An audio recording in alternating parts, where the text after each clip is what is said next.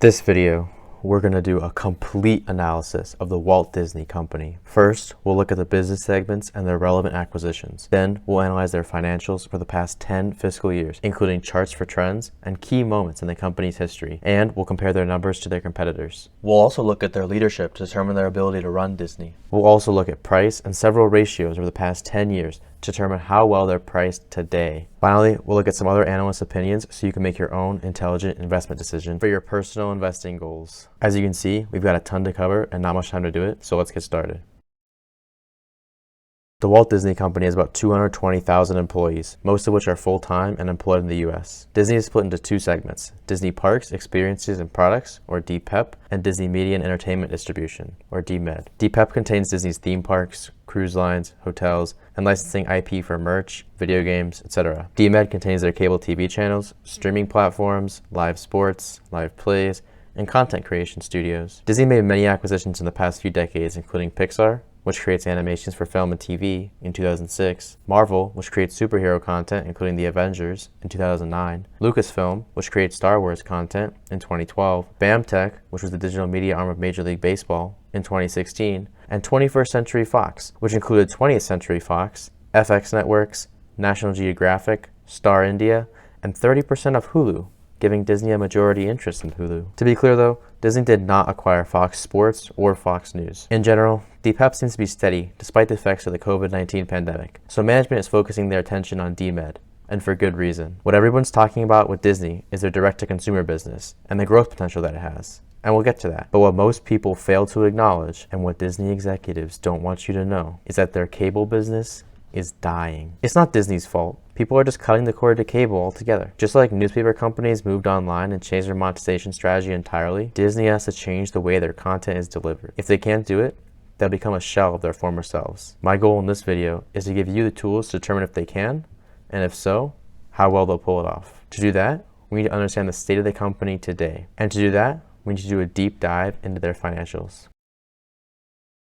First, let's look at Disney's top-line revenue for the past 10 years. Notice the overall trend is upwards, and they had 3 sudden changes in revenue, which I've marked with colored stars. The yellow star is the first quarter after the Fox merger, orange is the Disney Plus launch, and green is the first full quarter impacted by COVID-19. When I add cost of revenue, we see that it follows revenue pretty closely, so it's difficult to notice discrepancies, which is why I made this chart.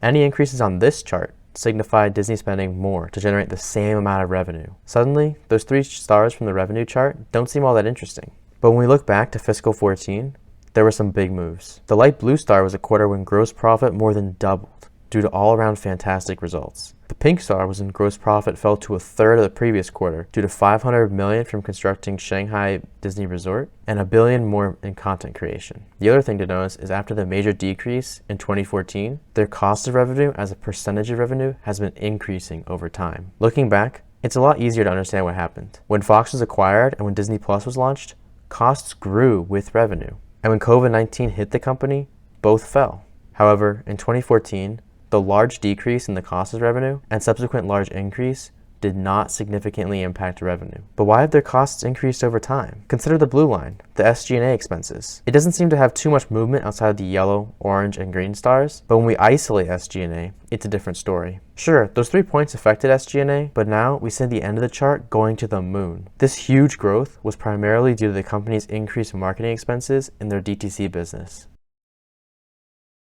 See, Disney has gone all in on Disney Plus. As I said earlier, since their cable business is dying, they need streaming to succeed. To their credit, Disney Plus has had astronomical subscriber growth. When we compare Disney Plus's subscribers to Netflix's over time, it's not even close. Disney Plus has done in 3 years what took Netflix over a decade. When we add in ESPN Plus and Hulu, Disney already has more paid subscribers than Netflix. When we separate the subscribers for Hulu and ESPN Plus, while they both have a substantial amount of subscribers and are gaining fast, they don't compare to Disney Plus. So let's break down where those Disney Plus subscribers are coming from.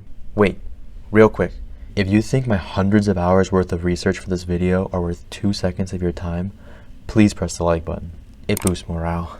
Disney reports Disney Plus subscribers from 3 main places: domestically, internationally, and Disney Plus Hotstar. As you can see from this chart, This Disney Plus Hotstar thing makes up the plurality of Disney Plus's subscribers. So what is Hotstar? Hotstar is an entertainment platform targeted in India that includes live cricket matches, which is huge in India. And since India has the most people, it makes sense that a service targeted there would have the largest number of subscribers. With all these subscribers, you would think that Disney is raking in cash. Unfortunately, DMED is actually losing money, and you don't have to look far to figure out why. On average, Disney makes about $4.35 per paid subscriber. For reference, Netflix makes nearly 3 times this much. This explains Disney's rise in subscribers and why they're losing money on what should be a high-margin business. Although Hulu's subscriber video-on-demand service makes more, on average, per paid subscriber than Netflix, they make up a fraction of Disney's subscriber base. Hulu only makes up about 23% of Disney's total DTC subscribers, and ESPN has less than 11%. Over the lifetime of the Disney Plus service, one category makes less revenue than when it first launched: Disney Plus overall. And we don't have to look far to find the culprit: Hotstar. Although Hotstar's average revenue is increasing, it's barely breaking $1 per subscriber as of October 2022. So how much does it cost?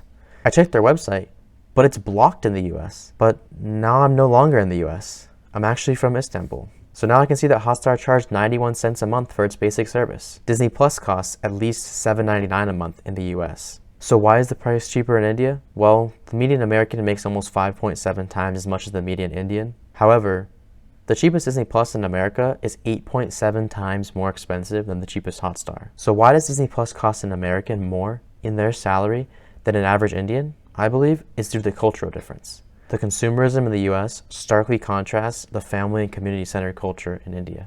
As a result, Indians aren't willing to pay as much of their salary for entertainment, so Hotstar can't charge as much. So Hotstar is cheaper. But why is Disney Plus's average revenue decreased?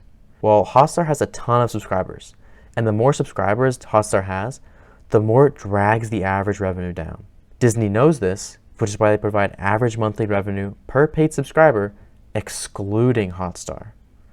Excluding Hotstar, Disney Plus averages $6.22 of revenue per paid subscriber. Unfortunately, Disney started reporting data without Hotstar in 2021, and they did not report this data in their 2021 10K, so we do not have the yearly average for fiscal 21. But they did report it in their 10Qs, so I computed a weighted average, which came out to about $5.85 per paid subscriber.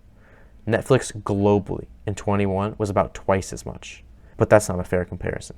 So let's compare their domestic data. Domestically, Netflix is leading in average monthly revenue by over 2.5 times. So the verdict is clear.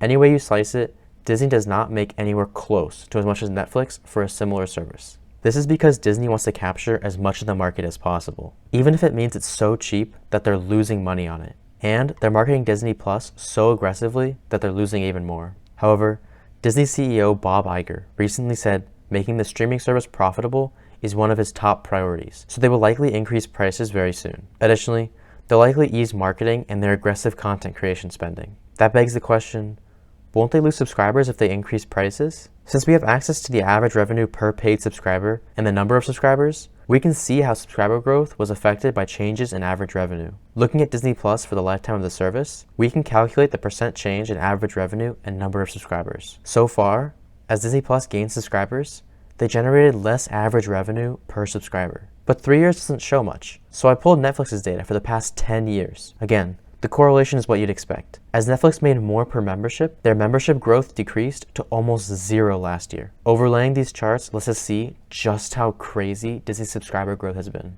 There's just one problem. Percent change masks that Netflix has a ton of subscribers, so a small increase for them is far more actual subscribers than Disney. So I made a chart that shows the number change in subscribers and revenue. Since it's hard to see both at the same time, I separated them. First, the subscriber growth shows that even though Netflix's percent growth decreased, they continually gained substantially more memberships until fiscal 21. It also shows that Disney gained more actual subscribers in each of the past 2 years than Netflix has in any of the past 10. But when we look at the corresponding revenue graph, we can see why. Disney's average revenue per subscriber has decreased, while Netflix's has increased. And remember, Netflix was already making more per subscriber than Disney. So to answer our question, will Disney lose subscribers as they increase prices? It seems that for Netflix anyway, the answer is no, but their growth certainly will. But because they're losing money from DMED, they're demanding more from an already maximized DPEP segment, which has caused controversies.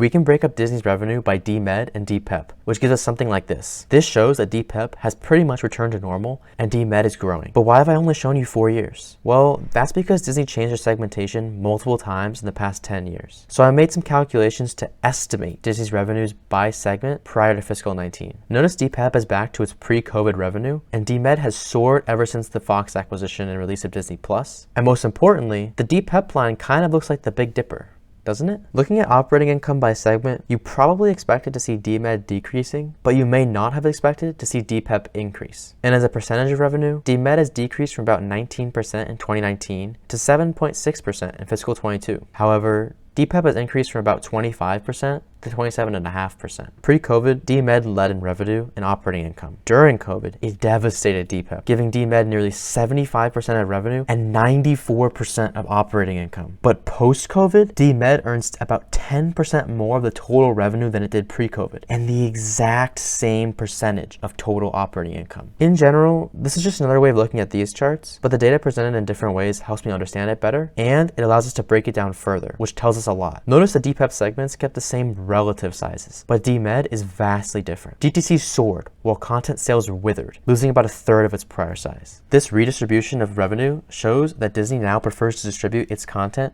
through its own streaming platforms, rather than selling it to another platform such as Netflix. The decrease in DMED operating income is obviously not good for investors, but the increase in DPEP is good, right?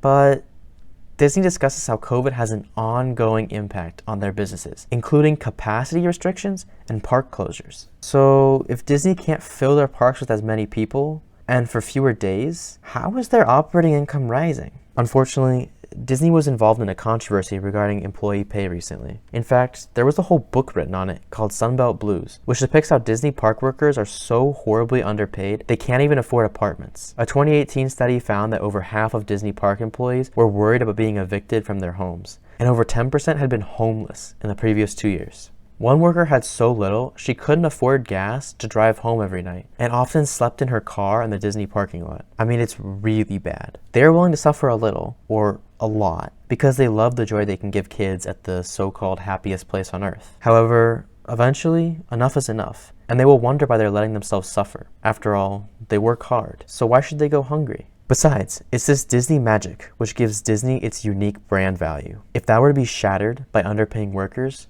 it could ruin the competitive advantage Disney enjoys. This situation has led to some to ask if Disney is overworking and underpaying their parks employees to offset streaming losses. After all, one of the most important metrics to investors is profit, so let's check out their earnings. Disney's net income for the past 10 years had 3 big spikes and an overall downward trend. These were due to COVID, acquiring Fox, and a $1.6 billion net tax benefit from new U.S. federal income tax legislation. The increase in net income to non-controlling interest was mostly due to accretion of Hulu, the consolidation of Fox's operations, and growth at ESPN. Before I continue, I have a question for you, the viewer. How do you pronounce this? Is it EBITDA or EBITDA? Like, do you emphasize the last syllable?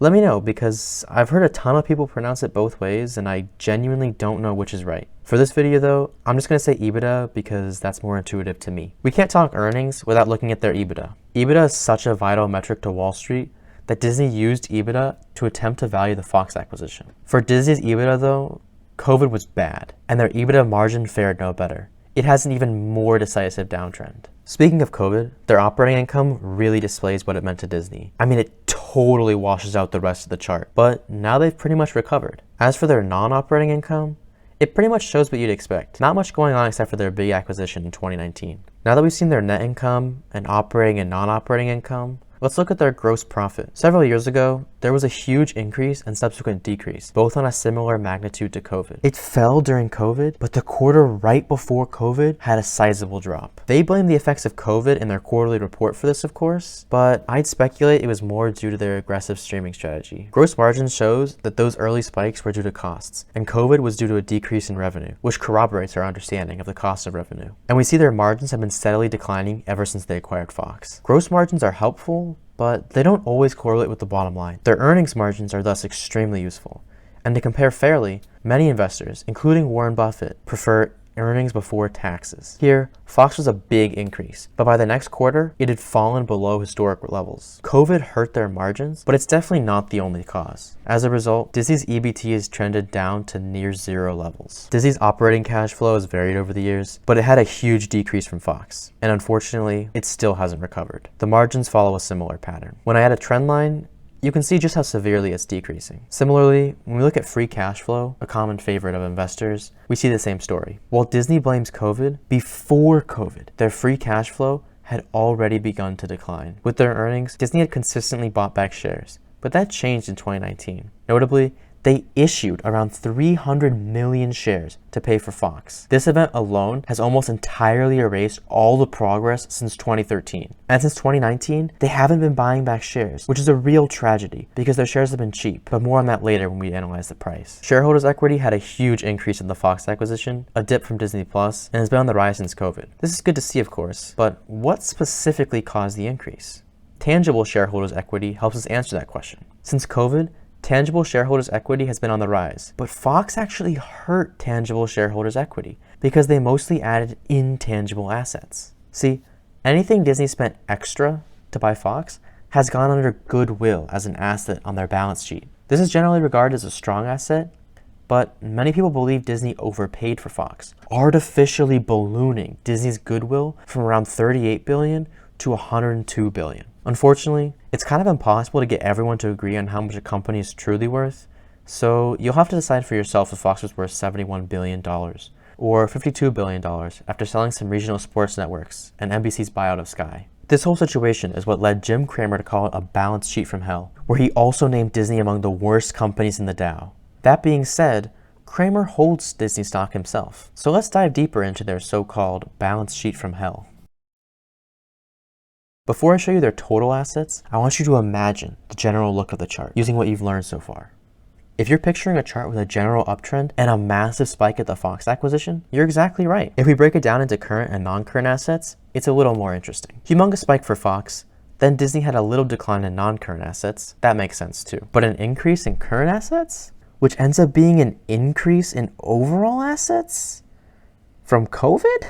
When looking for current assets during COVID, I found cash. Huge spike for COVID. 3 quarters prior to COVID, Disney had around $5 billion in cash. But at peak COVID, Disney had over $23 billion in cash. So how did Disney suddenly get all this cash during COVID? They didn't sell anything.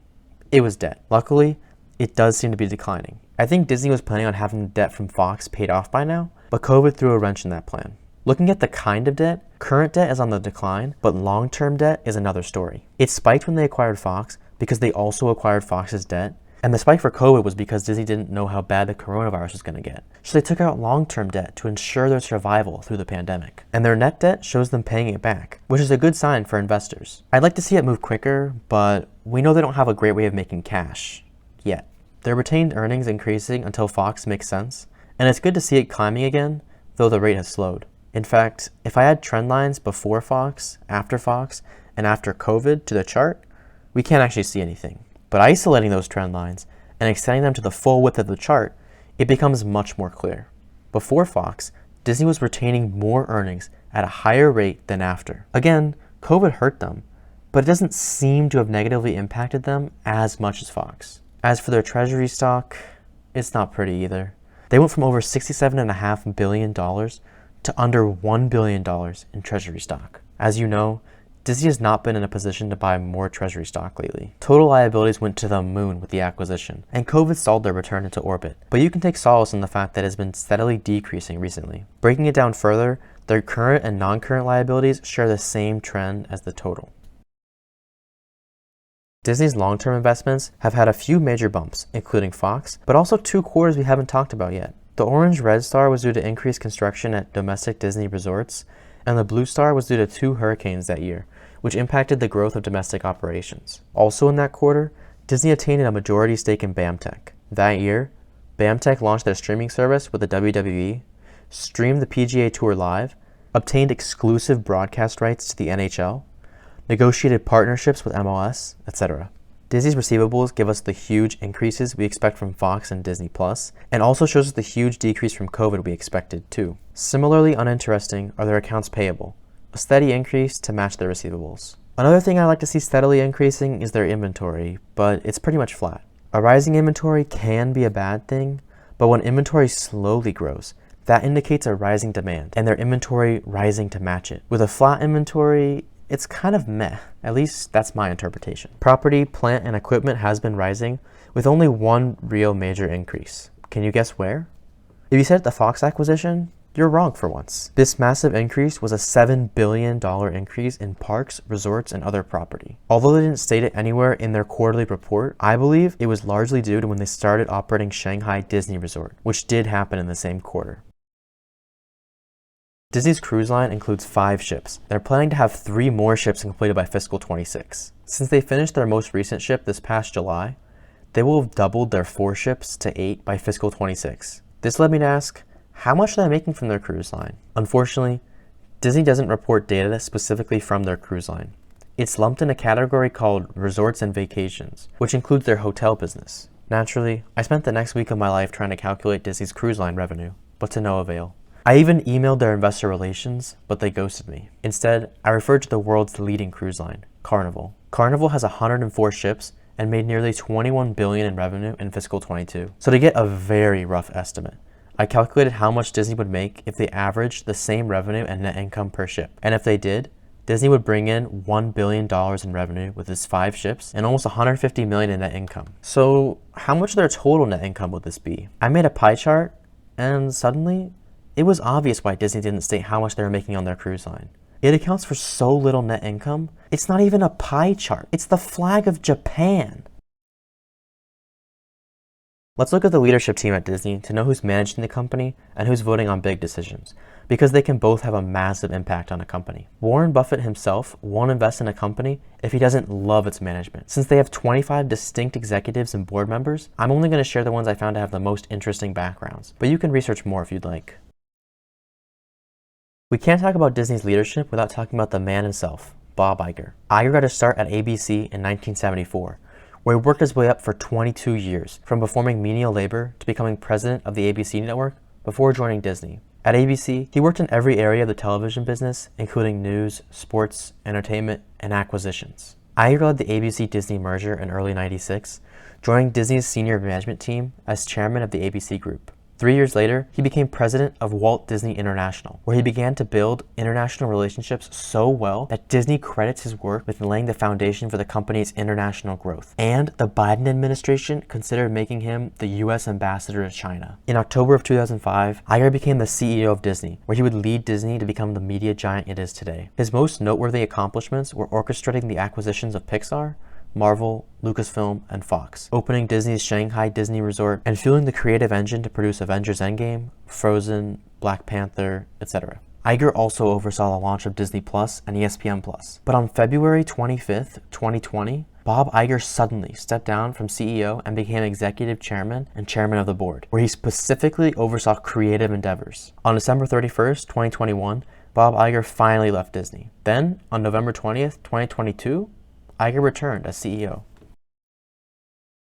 Christine McCarthy is an SEVP and CFO of Disney. McCarthy worked at First Interstate Bancorp from 1991 to 96, where she was elected EVP in 93. In 1997, McCarthy was the EVP and CFO of Imperial Bancorp until 2000, where she joined Disney as EVP of Corporate Real Estate and Treasurer. She was responsible for management of several things, including financial risk and global cash. In 2015, she became CFO of Disney, where she remains to this day. Currently, she also serves on the board of directors at Procter & Gamble and an insurance company called FM Global. McCarthy has been recognized among Business Insider's 15 most influential women in finance and Los Angeles Business Journal's Executive of the Year. Diane Jurgens is an EVP and CIO of Disney. Jurgens got both her bachelor's and master's from the University of Washington. She then worked at Boeing for 12 years, first as an engineer and then as a leader. In 1998, she started working for GM as a director before becoming GM's VP and CIO of International Operations. In 2015, she became the CTO and CIO of BHP, and in October of 2020, she joined Disney as CIO. Over the course of her career, she has led technology teams in 25 countries, resulting in awards such as Shanghai Government's Magnolia Award, and named among the top 10 women in technology from Technology magazine. Christina Shake is an SEVP and Chief Communications Officer of Disney. Shake went to Johns Hopkins University to get her bachelor's in creative writing, and in 2005, she co-founded Griffin Shake to run national media campaigns for progressive leaders and organizations. The firm retained billions of dollars in funding, which led Shake to become the communications director to the then First Lady, Michelle Obama, and Special Assistant to President Barack Obama from 2010 to 2013. From 2013 to 2015, she was the Chief Communications Officer of L'Oreal before returning to politics to help Hillary for America as their Deputy Communications Director. After the election, she joined Instagram as the head of global communications, and in March of 2021, she was appointed by President Biden to lead the COVID-19 vaccine education campaign, which brings us to April of 2022, where she joined Disney. Rebecca Campbell is the chairman of International Content and Operations. In my opinion, she could be a successor to Bob Iger, since her career mirrored his in a lot of ways. Campbell is a graduate of Bloomsburg University, majoring in both journalism and political science. Campbell joined Disney in 1997 as VP of Programming at WPVI-TV. By 2003, she became president and general manager of 6 ABC. In 2010, Campbell became the president of ABC-owned TV stations and remained in that position for 7 years. In 2017, Campbell became the president of Disney's Europe, Middle East, and Africa business. Less than 2 years later, she became the president of Disneyland. In May 2020, Campbell became chairman of Direct-to-Consumer and International. And now, as chairman of International Content and Operations, Campbell is also responsible for international content creation, sports content linear channels, and ad sales. So can you see why I think she's poised to succeed Bob Iger? Besides being oversaturated, Horacio Gutierrez is an SEVP and General Counsel at Disney, where he's effectively the Chief Legal Officer of Disney. Gutierrez went to the Andres Bello Catholic University in Venezuela, where he studied law for 7 years, specializing in commercial and corporate law. 2 years later, in 1991, he graduated Harvard Law School with a Master's of Law. By 1998, he worked as a corporate attorney at Microsoft, where he remained for over 17 years, eventually becoming a corporate VP and General Counsel in 2015. By 2019, he was the head of global affairs and chief legal officer at Spotify, before leaving to join Disney in 2022. Susan Arnold is the current chairman of the board at Disney. She got her bachelor's in psychology from UPenn and went on to work for Procter & Gamble for 29 years, the last 2 of which she was P&G's president of global business units. In 2007, she joined Disney's board of directors and McDonald's board in 2008. In 2013, she worked as an operating executive for the Carlyle Group, and on December 31st, 2021, Arnold replaced Bob Iger as chairman of the board. She will be stepping down from the board this year, as she has reached her term limit. Mark Parker was the president and CEO of Nike for 14 years, and in 2016, he replaced the founder of Nike as executive chairman. Now that Susan Arnold is stepping down from chairman, Parker has been elected to be the next chairman, effective at this year's shareholder meeting. At Nike, Mark Parker started as a shoe designer, and over the years led Nike to becoming more environmentally conscious. I believe he'll lead Disney's board with his creativity as a shoe designer and sustainability values. Maria Lagomasino is the longest-serving Disney board member besides the chairman herself. Maria graduated with a bachelor's in French literature from Manhattanville College in 1970, going on to receive her master's in library science at Columbia University in 1973. 3 years later, she worked towards her MBA at Fordham University, and at the same time, she was VP of South American Private Banking at Citibank. She joined JP Morgan Chase in 1983, where she would stay for nearly 22 years, eventually becoming the chairman and CEO of their private banking segment, managing a total of $300 billion in assets. Today, Maria is the CEO and managing partner of Wealth Enterprise Family Offices. Mary Barra spent her entire professional career at GM, 33 years and counting. She joined Disney's board in 2017, GM's board in 2016, and became the CEO of GM in 2014. Safra Catz has been the CEO of Oracle since 2014 and was the CFO of Oracle for 3 years prior. Francis D'Souza has been the CEO of Illumina since 2016. Derica Rice was the president of CVS Caremark and EVP of CVS Health. Amy Chang was an EVP and general manager of Cisco's collaboration business, and today is an advisor to more than a dozen companies, including P&G. Calvin McDonald is the CEO of Lululemon Athletica, and was CEO of Sephora and CEO of Sears Canada. Carolyn Everson was the president of Instacart, and before that was VP of Global Marketing at Meta for 10 years. Finally, Michael Froman is the vice chairman and president of growth at MasterCard, and served as the U.S. trade representative in the executive office of the president for 5 years. Let's start with a 10-year price chart of Disney. It rose a lot, took a dive in 2020, but the past 2 years It went from $96 a share in 2020 to $189 a share in 2021. And then in 2022, it hit $86.88. An 8-year low. The huge spike was due to the expectation that COVID restrictions would loosen. Additionally, hopes were high for Disney Plus and the integration of Fox with DMED. The subsequent decrease seems to be from investor stamina waning, as poor results from Disney Plus started to sink in, including profitability concerns, questions about the Fox merger, and subscriber growth slowing. Overlaying an S&P 500 index fund, we see that for most of the past 10 years, Disney has outperformed the S&P, and only recently started doing so poorly. So Disney has underperformed the S&P for 1 year, 3 year, 5 year, and 10 year periods, but that's because it's in one of the biggest contractions in company history. Since many ratios use price somehow, remember Disney's general price trend, gradually rising for 8 years, a large contraction in 2020, then hitting new all-time highs, and currently the biggest contraction in over 10 years. The PDE ratio, the most famous price ratio in the world and the most common way retail investors assess price. In general, it was steady, but it increased after they acquired Fox and launched Disney Plus. And then it fell to 0 when COVID hit. For 1 year, they had no PDE ratio, but it came back sky high because they had low earnings but a high price. Since then, it has come down, but it's still not even close to where it was. In fact, it's about 3.5 times higher. Does this mean Disney stock is wildly overpriced?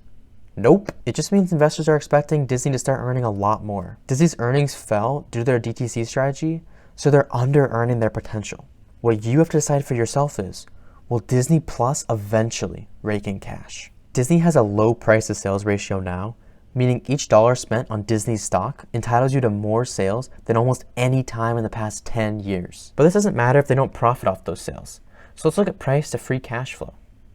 It shouldn't surprise you to see that it's historically high, about 8 times higher than historic levels. Price to book value isn't dependent on Disney's aggressive DTC strategy, so while Disney's P/B ratio spiked after COVID, it has since come down to quite strong levels, showing Disney's assets may be undervalued by the market. Disney's enterprise value to operating cash flow is more stable than price to cash flow, but they both show the same thing. Disney's cash flows have decreased dramatically in the past 3 years. Disney's EV to EBITDA continues to show that earnings have gotten worse relative to price in the past few years. This is shown really clearly in Disney's earnings yield and free cash flow yield. Both grew over time until Fox. I really hope you're starting to see a pattern here. If you're a pure Benjamin Graham style value investor, only buy a company's stock if its price is lower than its Graham's number, theoretically anyway. No one ratio should decide how you invest, or a bot could do it for you. At any rate, Graham's number says that Disney is worth no more than $46 a share today. Graham's net nets are similar. If a company exceeds 1.33 on Graham's net nets, Graham would have liked the stock. Unfortunately, Disney is nowhere close to 1.33. However, many find net nets flawed because they do not consider long-term assets or liabilities.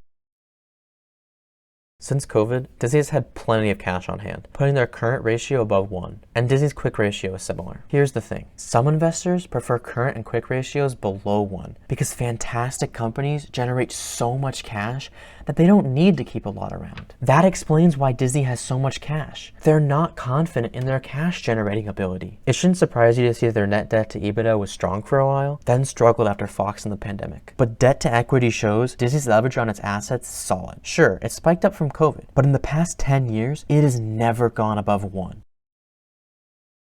Since it seems that Disney has more assets than cash flow, let's look at their asset turnover ratio. We see a large decrease when they acquired Fox, followed by an increase until they hit COVID. This actually makes perfect sense because the steady rise was Disney integrating Fox's businesses and the fall was from COVID. However, it should be well above pre-Fox levels by now, and it's actually below. Disney's equity compensation as a percentage of revenue shows a steady decrease over time, discounting the single quarter with the acquisition. At least, that was true until COVID. Even today, it still hasn't recovered from COVID. Disney has zero R&D, and CapEx to sales is very low, indicating a low operational drag on the business. A lot of investors crave businesses with zero R&D and exceptionally low CapEx, which this shows Disney has. Disney's book value per share steadily increased almost every quarter in the past 10 years. You may wonder why the drops after the acquisition, but remember that they were forced to sell some RSNs for antitrust regulations, and that Sky was bought out by NBC.